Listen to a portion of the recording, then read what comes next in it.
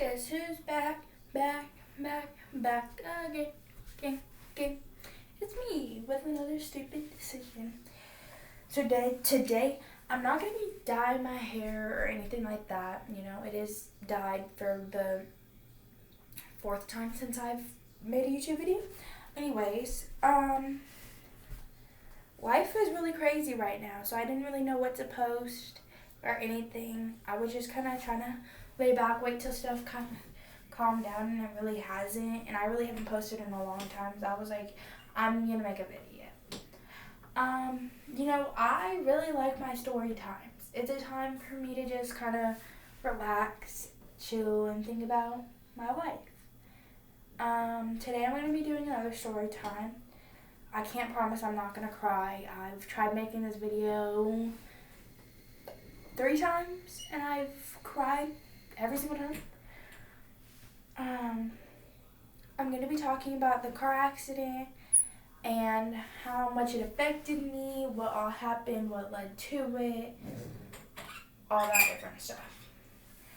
So, my mom and dad were never in my... I'm going to have to sit down. So, this is going to be really close, I feel like. Okay.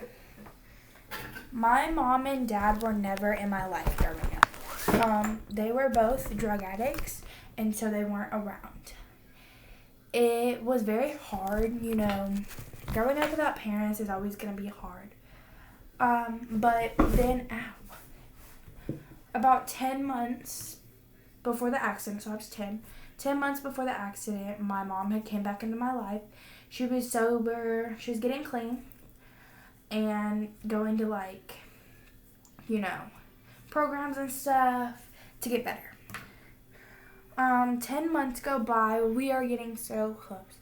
When I tell you she was my best friend, I mean that with my whole heart. That she made me smile and she made me happy. On August 10th, 2017, I went to my mom's work with my sister, and we were waiting for her roommate to come pick us up. We had planned to go get ice cream and then go get pizza. Yes, we went and got ice cream first. So work got off, we were cleaning up, everything, and just trying to,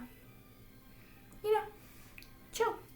So we got in the car and started heading to Dairy Queen. Well, Dairy Queen is right by my house, and usually we wouldn't take this road to get to the pizza place, but we just decided we were going to just because we were already headed that way. So we end up taking this back road kind of highway thing that doesn't really have lights, and you can't really see much. There's gas stations every once in a while, but you can't really see a lot. It was really dark outside. It was actually 8:59 when it happened, 8:59 p.m. So it was really dark outside. We were driving, and so pretty much there's 2 roads. There's one here and there's one here. And there was a line. Yeah, there's a line down the middle. So pretty much the car that was driving towards us, he had been drinking a lot. And he had already hit somebody before us, but he kept going. He didn't stop or anything. He crossed over into our lane. So from this side, he crossed over to this side and hit us straight on. It's called a head-on collision. It happened, and as soon as it happened, I thought a firework exploded or something in front of us. Even though that was nowhere near fireworks season, it smelled like gun smoke, kind of fireworks, and I was well, we're fine. So I start talking to my sister, and she's not responding. And then she wakes up kinda and just keeps yelling at me to hold her hand, and I was I don't know what to do. I don't know if I already said that if I might cry or not, but I'm sorry if I do. I was trying to open the door, and I tried to reach to open the door with my right arm, and it wouldn't open, and I didn't understand. I couldn't move it at all. I just physically, it wasn't moving. It was hard because I didn't know what was going on.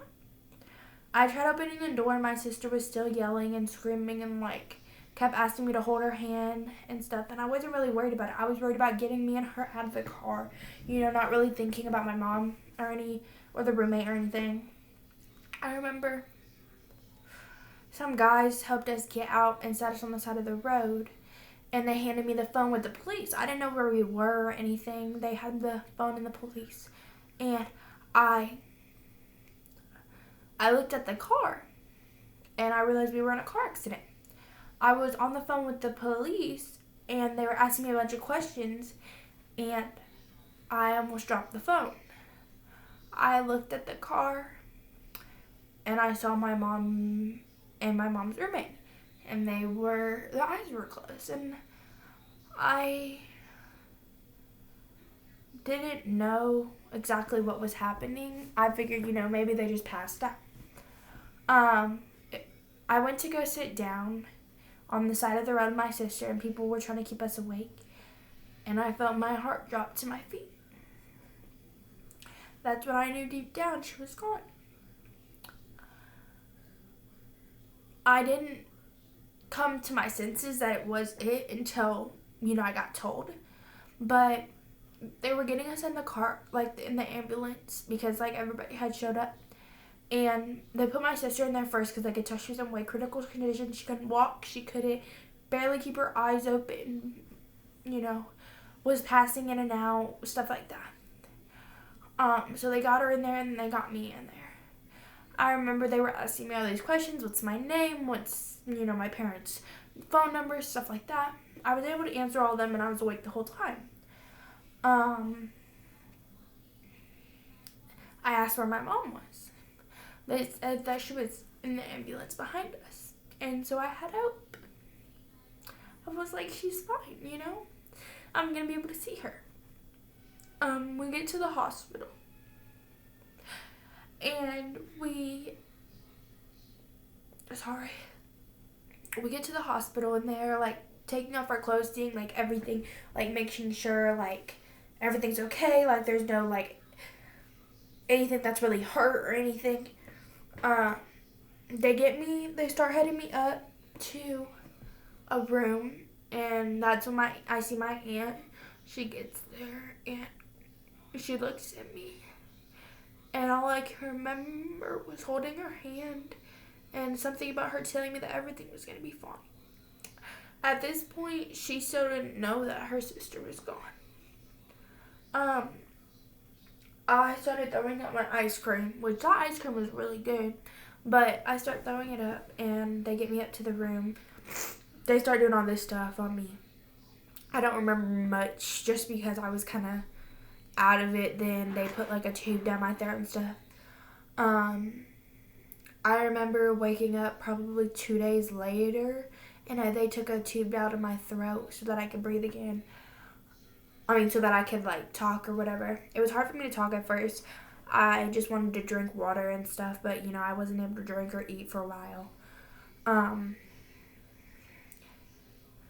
found out that I had a surgery on my stomach, and, I don't think at this time they did a surgery on my arm, but I'm not completely sure. I don't think they did. They did a surgery on my stomach, and I had a wound on my hip that was very, very deep and cut open because of the seatbelt. I had this big scar, but it didn't look like this because this is from the surgery. I had a huge scar. I'm trying to think what else. They did this thing, and they put something in my neck so that the blood would flow or whatever to my brain because the blood was stopping or something like that. But I woke up, they told me all this stuff. I asked where my mom was. And at first my aunt was like, she's in a better place. She's okay. She's in a better place. And I was like, what do you mean? And I really didn't get her hint. And she was like, she's in heaven now. And I tried my hardest not to cry and stay strong, but it was really hard. That day I lost my best friend, my mom, someone I always looked up to. I never expected it to happen, ever. I don't think anybody really does. And that was probably the hardest part of all of it, was losing her. And then I remember that they told me my sister was okay and she was in the other room, but I couldn't see her because she was on all these ventilations and like stuff. I said, okay, well that's fine. Well, my grandma comes in and nobody's in the room, and she tells me that my sister's paralyzed from the waist down. And I didn't really know what that meant. I just knew that meant that she couldn't walk. And it was scary. I started crying. I was upset. Like, I didn't know what that meant. And I asked my aunt, and she said it was true. I found out my sister was never going to be able to walk again by herself. You know, now that it's been 2.5 years since the accident, I do one day believe that my sister will be able to walk again. I hope one day I'll be able to use my arm again. I know my mom will never come back, but I will see her one day. Not anytime soon, but one day. Sorry if this video's everywhere. It was a lot for me. I didn't cry as much as I did last time, but it still was a lot for me.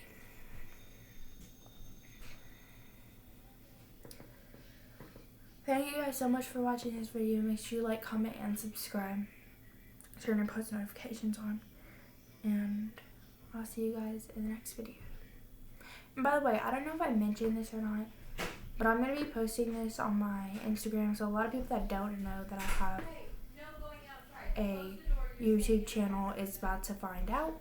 And I know that there might be bullying and stuff. But it makes me happy. So you guys can say whatever you want. But this is what makes me happy. I hope you guys like it.